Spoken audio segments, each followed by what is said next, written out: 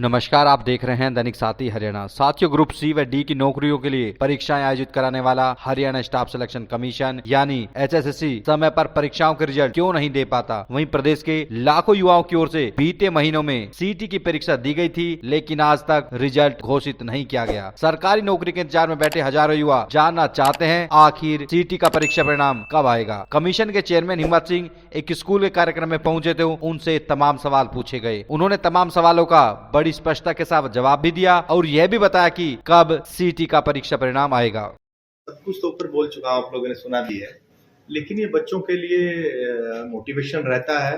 कुछ आके जैसे HSSC की कई चीजें बोली हैं, बच्चों के थॉट्स क्लियर होते हैं, क्वेरीज होती हैं, तो बच्चों के लिए एक मोटिवेशन तो रहता है। और मेरा भी पर्पज ये रहता है कि बच्चे बहुत सारी जो HSSC के टाइम पे गलतियां करते हैं जिसमें उनका करियर सिक्योर हो सकता है, लेकिन वो किसी कारण से नहीं होता, तो वो चीजें हुई हैं, तो मुझे भी अच्छा लगा और आई थिंक बच्चों को भी अच्छा लगा होगा।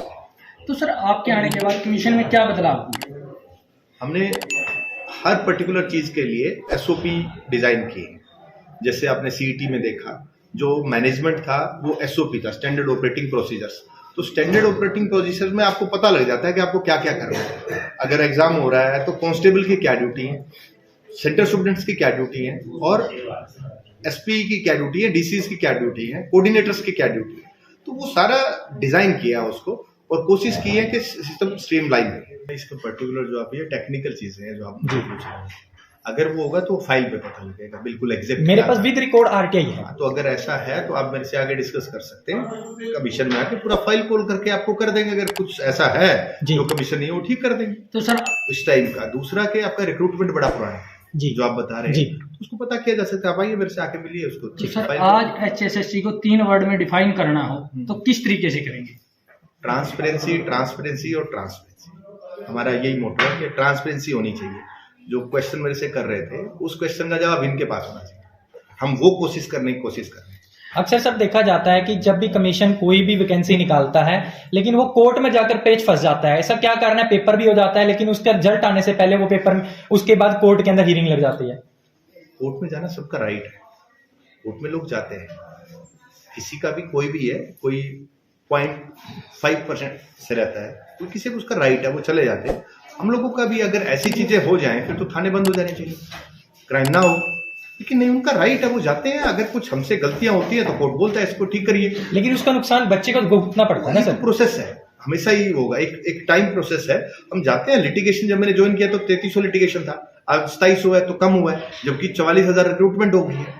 टाइम लगता है, लेकिन हम किसी को कोर्ट में जाने से नहीं रोक सकते। सर, CET का परिणाम कब तक? बड़ा जल्दी। मैं भी बड़ा जल्दी। मैं डेट तो नहीं वो कर पाऊंगा और ना देना वो चाहिए, लेकिन बड़ा जल्दी। हम कोर्ट केसेस में ही बिजी थे, तो बड़ा जल्दी उसका। सर, हरियाणा में बेरोजगारी चरम सीमा पर है, तो आयोग ने कोई 1 साल के लिए डाटा तैयार किया है कि कितनी रिक्रूटमेंट निकाली जाएगी। हमारे कमीशन आने के बाद 44,000 का रिक्रूटमेंट हो चुका है, जिसका हम रिकमेंडेशन कर चुके हैं, कुछ पाइपलाइन में। तो मैं भी सर, कोई डाटा आपके पास हो? मेरा कमीशन से रिलेटेड इतना ही, मैं कह रहा 44,000 का रिकमेंडेशन हम कर चुके हैं। तो 44,000 का रिक्रूटमेंट अगर 1.5 साल में हुआ तो आप इसका नंबर देखिए, बाकी स्टेट्स के साथ कंपैरिजन कीजिए। तो सर, पेपर लीक होते हैं तो उस पर कार्रवाई के लिए एक स्टैंडर्ड होता है, कोई मापदंड होता है? मैंने 30 एग्जाम कराए हैं, आप बताइए कोई लीक हुआ है? नहीं सर, अभी सरकार ने भी गाइडलाइन नहीं जारी की थी, उसको लेकर विधानसभा में भी कानून लेके आए थे, तो क्या बदलाव हुआ? हाँ, बदलाव लो बड़ा स्ट्रॉन्ग है। आपको उसको प्रॉपरली इम्प्लीमेंटेशन करना है। जो आपके, मैंने आपको बताया कि SOPs बने हैं, SOPs आपको इम्प्लीमेंट करने पड़ेंगे। हर चीज के स्टैंडर्ड ऑपरेटिंग प्रोसीजर्स हैं, आप इम्प्लीमेंट करिए, नहीं होगा। और हम सबको अवेयर होना पड़ेगा। अगर पेपर लीकेज और ये चीजें करनी है, कमीशन के अलावा आम लोगों को भी अवेयर होना पड़ेगा, वो भी हमारा साथ दें। तो सर, नहीं, मैं समझ नहीं पाया आपको। तो फ्यूचर के लिए फ्यूचर प्लान्स क्या है? जी, फ्यूचर प्लान्स ये हैं कि अभी जैसे CET D अभी करना है हमें, एक एनुअल कैलेंडर जिसपे हम काफी टाइम से काम कर रहे हैं, एनुअल कैलेंडर आए, और एक फिक्स हम नंबर दे पाए कि हर साल एवरेज इतनी रिक्रूटमेंट हो सकती है। उसका एक प्लान आउट चल रहा है, सरकार भी उसमें लगी है, चीफ सेक्रेटरी ऑफिस में मीटिंग्स चल रही हैं, तो धीरे धीरे उसको दे पाएंगे। कब तक इम्प्लीमेंट? डेट बाउंड किसी का भी, बहुत सारे डिपार्टमेंट्स है, बोर्ड कॉर्पोरेशन है, टाइम बाउंड डेट देना बहुत मुश्किल हो जाता है। एक प्रोसीजर है, उस प्रोसीजर को फॉलो करके सारी चीजें निकल। पाइपलाइन में? हाँ, पाइपलाइन में ऑलरेडी चल रही है मीटिंग्स।